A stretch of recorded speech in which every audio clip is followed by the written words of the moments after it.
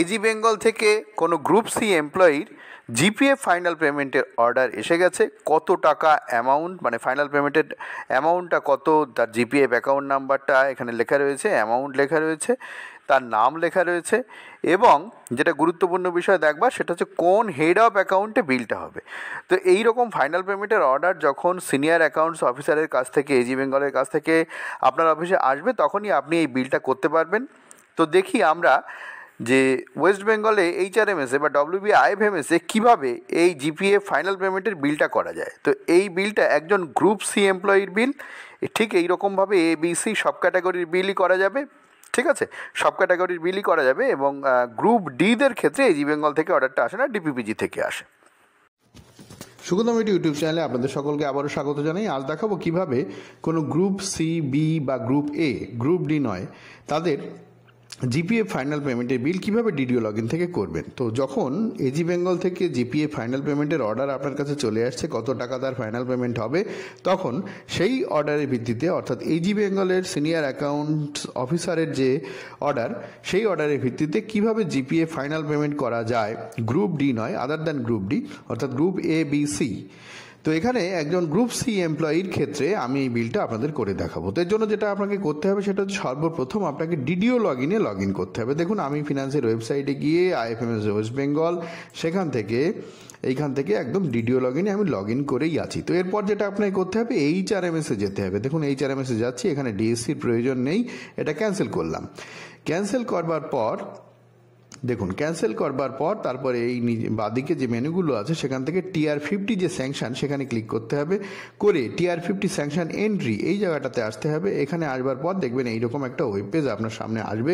সেখানে আপনি প্রথমে এমপ্লয়ির যে আইডি, সেই আইডিটাকে দেবেন। দেওয়ার পরে আইডিটা পুট করার পরে তারপরে সার্চ করবেন। সার্চ করার পরে দেখবেন ওই এমপ্লয়ির নাম, তার GPF account number, designation, basic pay, last basic pay, কোন হেডে তার বিল হতো, সব তথ্যগুলো আপনার কাছে ঠিক সামনে চলে আসবে।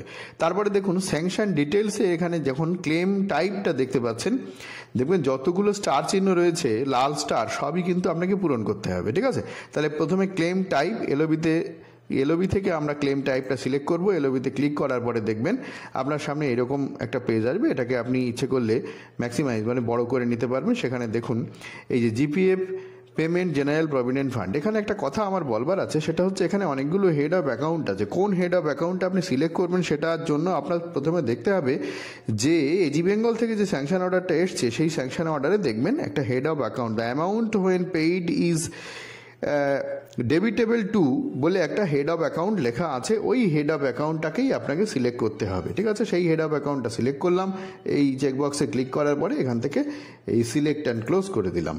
দেওয়ার পরে তারপরে দেখুন টাইপ অফ সিসেশন, অর্থাৎ কিভাবে তার চাকরিটা শেষ হয়েছে। চাকরি শেষ হয়েছে রিটায়ারমেন্টের মাধ্যমে হতে পারে, আরও অনেক কারণ হতে পারে। দেখুন এখানে সব কারণগুলো দেখাচ্ছে, ডেথ হতে পারে বা অন্য অনেক কারণও, রেজিগনেশন হতে পারে। তো এখানে দেখুন রিটায়ারমেন্ট অন সুপার অ্যানুয়েশন, এইটাই হচ্ছে কারণ। ঠিক আছে, তার মানে নর্মাল রিটায়ারমেন্ট যেটা আমরা বলি, রিটায়ারমেন্ট অন সুপার অ্যানুয়েশন মানে হচ্ছে বয়সের যে পূর্ণতা প্রাপ্তির পরে যে রিটায়ারমেন্টটা, সেইটা।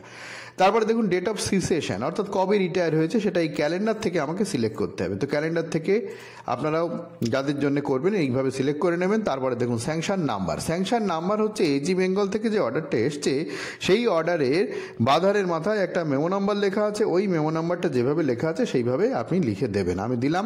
দেওয়ার পরে স্যাংশন ডেট দিতে হবে। স্যাংশন ডেটটা দেখবেন ওই মেমো নাম্বারের ঠিক ডান দিকে উপরে স্যাংশনের যে ডেট আছে সেই ডেটটা আপনি দিয়ে দেবেন। তো এইগুলো কিন্তু একটু সন্তর্পণে আস্তে আস্তে দেবেন, ভুল হলে কিন্তু সমস্যা হবে। তারপরে স্যাংশন বাই, স্যাংশন বাই আপনি বড় করে লিখতে পারেন। ঠিক আছে, senior accounts officer AG Bengal সব লিখতে পারেন। তো আমি সংক্ষেপে লিখে দিচ্ছি এজি বেঙ্গল ওয়েস্ট বেঙ্গল। ঠিক আছে, তো এজি বেঙ্গল ডব্লিউবি লিখে দিচ্ছি, এটা লিখলেও হবে। আপনি বড় করে লিখতে চাইলেও লিখতে পারেন। এবারে গ্রস অ্যামাউন্ট, নেট অ্যামাউন্ট, এখানে ডিডাকশানের জায়গা নেই ফাইনাল পেমেন্টে, জিপিএফ ফাইনাল পেমেন্টে। এখানে গ্রস অ্যামাউন্ট আমি লিখে দিলাম।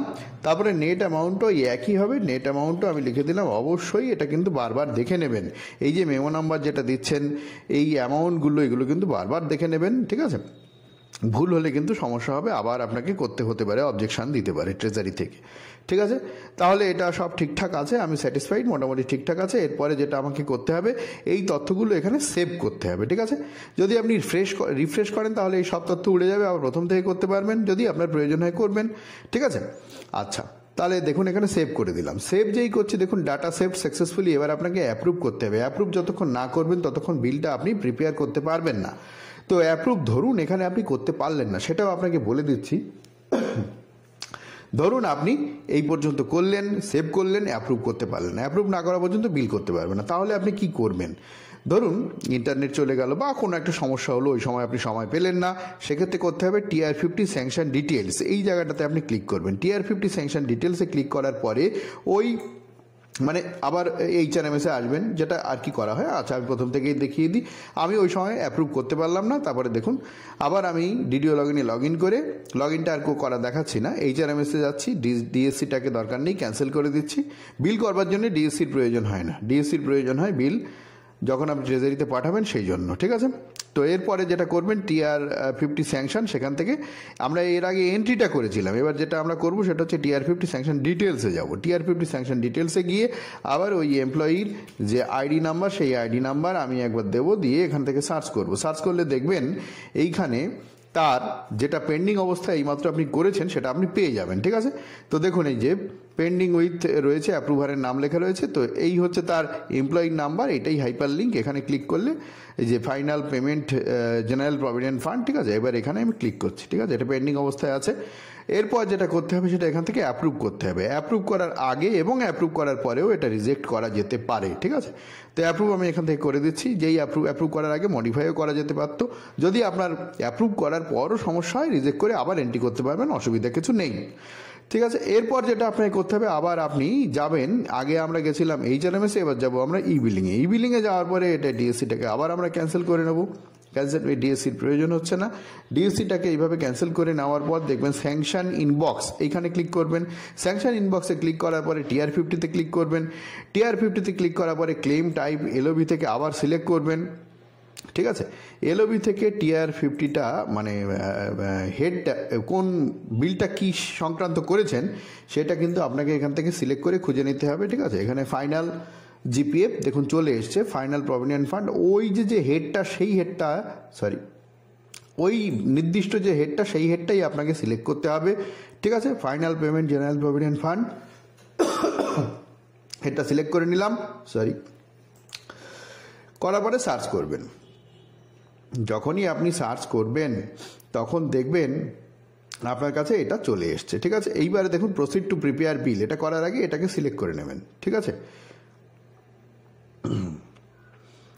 তো এটা সিলেক্ট করে নিলাম। সিলেক্ট করবার পরে দেখুন অ্যামাউন্টটা দেখে নেবেন, অ্যামাউন্ট সব ঠিকঠাক আছে কি না। ওকে, তারপরে দেখুন প্রসিড টু প্রিপেয়ার বিল, এখানে ক্লিক করবেন। প্রসিড টু প্রিপেয়ার বিলে ক্লিক করার পরে এখানে বিল নাম্বার আপনাকে দিতে হবে। ঠিক আছে, এবারে আপনি আপনার অফিসের বিল রেজিস্টার দেখুন, দেখে বিল নাম্বারটা ফেলে দিন, দিয়ে এবারে বিল ডেটটা দেবেন। বিল ডেটটা যেদিন আপনি বিল করছেন বা তার আগের ডেটও দিতে পারেন, জানেন। ঠিক আছে, তারপরে দেখুন জেনারেট রেফারেন্স। ঠিক আছে, তো এখানে আবার আপনি তথ্যগুলো কী কী দিচ্ছেন সেগুলো একবার একটু ভালো করে দেখে নিতে পারেন। অ্যামাউন্টটা দেখে নেবেন, মূলত এখানে অ্যামাউন্টটাই দেখার বিষয়। দেখার পরে জেনারেট রেফারেন্স, যে জেনারেট রেফারেন্স ক্লিক করলাম, দেখুন রেফারেন্স নাম্বার হয়ে গেল, এসে গেল। ঠিক আছে, এবারে আমরা এখান থেকে ব্যাকে যেতে পারি।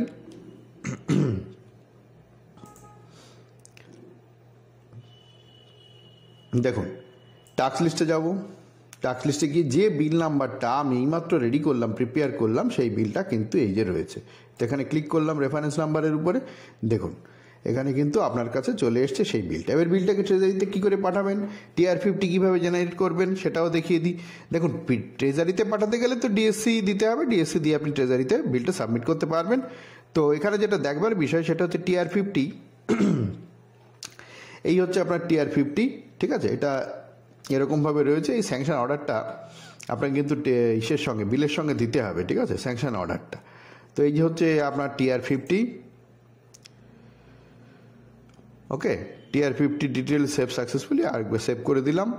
ব্যাকে যাচ্ছি, এবার দেখবেন ECS-টা যেটা আছে, দেখবেন এই যে ইসিএস যেটা আছে, ঠিক আছে, এই ইসিএসটাও আপনি এখান থেকে দেখে নিতে পারবেন। তো দেখুন ইসিএসটা কিন্তু এখনও করা হয়নি, তো ইসিএসটা আপনাকে এখান থেকে করতে হবে। ইসিএস না করা পর্যন্ত আপনি বিলটা সাবমিটও যদিও করতে পারবেন না, ঠিক আছে। তাহলে ইসিএসটা এখান থেকে করে দিচ্ছি। দেখুন এখানে অ্যামাউন্টটা খুব সাবধানে লিখবেন।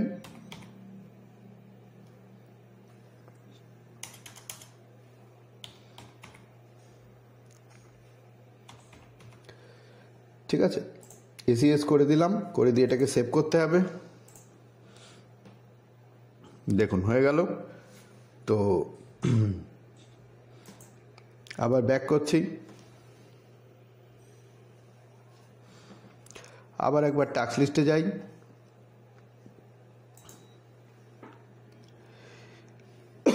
দেখুন এটা কিন্তু বিলটা প্রিপেয়ার হয়ে গেল। তাহলে এইবারে কি করতে হবে আপনার, এইবার বিলটাকে যদি ডিএসসি আপনি ইনসার্ট করেন তাহলে বিলটাকে সাবমিট করতে পারবেন আপনি, ঠিক আছে। তো সেটাও আমি আপনাদের দেখিয়ে দিচ্ছি, ডিএসসি ইনসার্ট করার পরে কি হয় বা হতে পারে সেটা একবার দেখিয়ে দিচ্ছি, দেখে নিন। দেখুন আমি ডিএসসি এবার প্লাগ ইন করে নিয়েছি, দেখুন দেখতেই পাচ্ছেন ডিজিটালি সাইন, ঠিক আছে। ডিএসসি প্লাগ ইন করে লগ ইন করে নিয়েছি, ওটা দেখালাম না। এরপর দেখুন এই টাস্ক লিস্টে আমি গেলাম, টাস্ক লিস্টে গিয়ে আবার আমি এই রেফারেন্স নাম্বারের উপরে ক্লিক করছি। যেই রেফারেন্স নাম্বারের উপরে ক্লিক করছি তখন বিলটা আমার সামনে এইভাবে খুলে যাচ্ছে এবং সেখানে TR50 এবং ইসিএস আপনি আরেকবার দেখে নিন। দেখুন TR50 এটা, ঠিক আছে। আমি ব্যাকে যাচ্ছি, ব্যাকে গিয়ে দেখুন ইসিএস কতদূর কী হলো বা কী হলো দেখে নিন। ইসিএসটাও হয়ে গেছে, ঠিক আছে। তারপরে আবার আমি ব্যাকে গেলাম। এবার দেখুন যদি আপনি মনে করেন রিজেক্ট করবেন রিজেক্ট করতে পারেন, যদি আপনি মনে করেন ট্রেজারিতে সাবমিট করবেন তাহলে সাবমিটও এখান থেকে করে দিতে পারেন। তো দেখুন আমি সাবমিট করেই দিচ্ছি, এখান থেকে এই সাবমিট অপশানে ক্লিক করলাম। দেখুন submitted to treasury, can not modify the bill. Okay, এইবার আপনারা এখান থেকে গিয়ে দেখবেন বিল প্রিন্ট যে অপশান আছে সেখান থেকে আপনারা এখান থেকে বিলটা সিলেক্ট করে বিলটাকে প্রিন্টও করে নিতে পারবেন, ঠিক আছে। জানেন তো কীভাবে বিল প্রিন্ট করতে, এসিএস দেবেন। তো এগুলো আমি আর নতুন করে দেখাচ্ছি না। তাহলে টোটালি একদম গ্রুপ সি বা বি বা এ তাদের জিপিএ ফাইনাল পেমেন্টের বিল কিভাবে হবে এই ভিডিওটা সম্পূর্ণ দেখুন, একদম পুরো ক্লিয়ার হয়ে যাবে আপনার কাছে, ঠিক আছে। তো যদি ভিডিওটা ভালো লেগে থাকে একটু লাইক করবেন, শেয়ার করে দেবেন বন্ধুদের মধ্যে যাদের এই ধরনের ভিডিওর প্রয়োজন আছে, এবং আরও যদি কিছু প্রয়োজন হয় কমেন্ট করবেন, আমি সময় এবং সুযোগ পেলে অবশ্যই প্রোভাইড করব। ভালো থাকবেন, দেখা হবে পরের ভিডিওয়ে।